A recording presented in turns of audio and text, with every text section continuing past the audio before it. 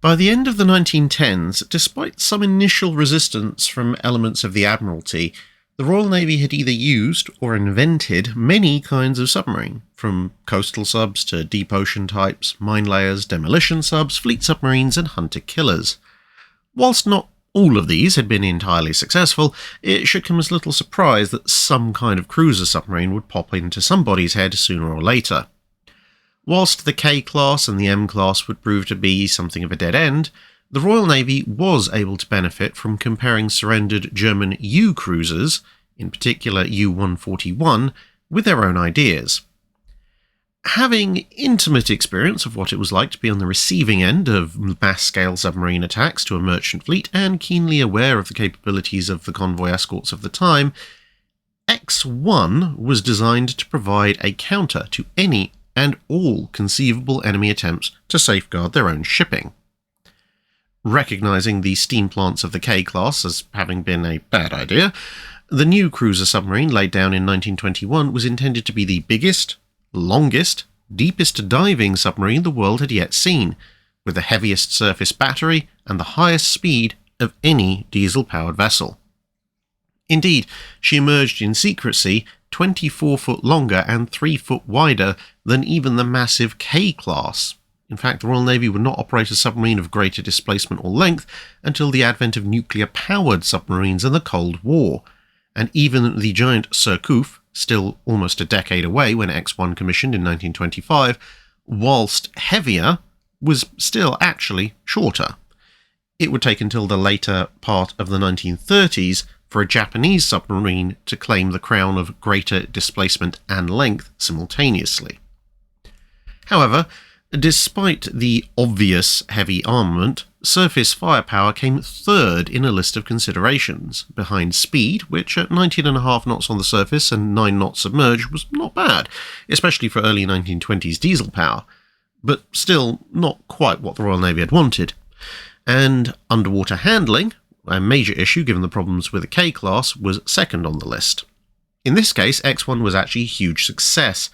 Rapid change tanks at either end of the boat and a number of other features gave her superb handling and a speed of dive and ascent that would be the envy of many smaller submarines. But let's address that rather obvious issue, the main armament. The Royal Navy was having one of its periodic love affairs with intermediate caliber guns. This time it had been started by the 5.5 inch on a couple of Town-class derivatives that had been building for Greece before World War I. These had gone on to equip a number of ships, including Hood, and an all-new 5.2 inch weapon was devised for the new submarine, which carried 4 of them in a pair of twin turrets, one fore and one aft, like a submersible pre-dreadnought. 400 rounds were carried, with the magazines having their own ballast tanks which automatically adjusted for the weight of the shells and charges as they were fired. A pop-up fire control tower and rangefinder was placed atop the conning tower. The only other weapons were half a dozen 21-inch torpedo tubes mounted forward in a small torpedo room. That the guns were supposed to be the primary weapons was somewhat given away by the fact that despite being a gigantic submarine, it only carried 12 torpedoes, 1 in each tube, plus a single set of reloads. Propulsion came from a truly staggeringly ambitious pair of diesels notionally rated at 3,000 brake horsepower each, with a pair of 1,200 brake horsepower engines, which were the main drives of late-war German U-boats, installed purely to charge the batteries, with the electric motors rated at 1,000 brake horsepower each.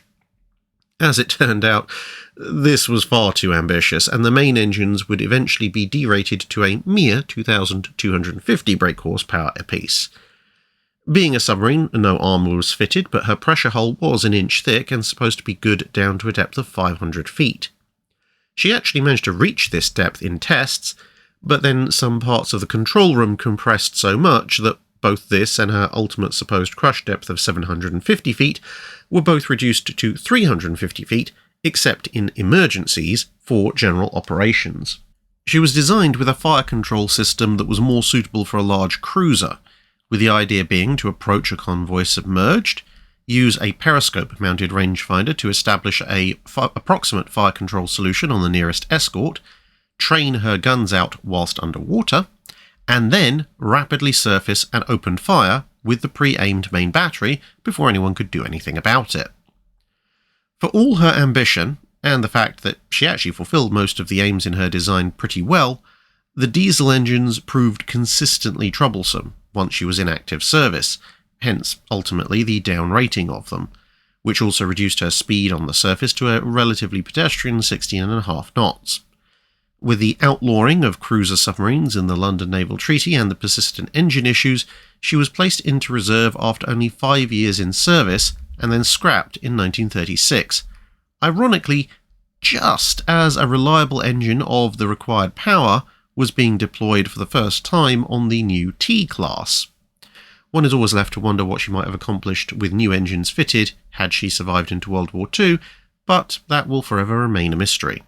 That's it for this video. Thanks for watching. If you have a comment or suggestion for a ship to review, let us know in the comments below. Don't forget to comment on the pinned post for dry dock questions.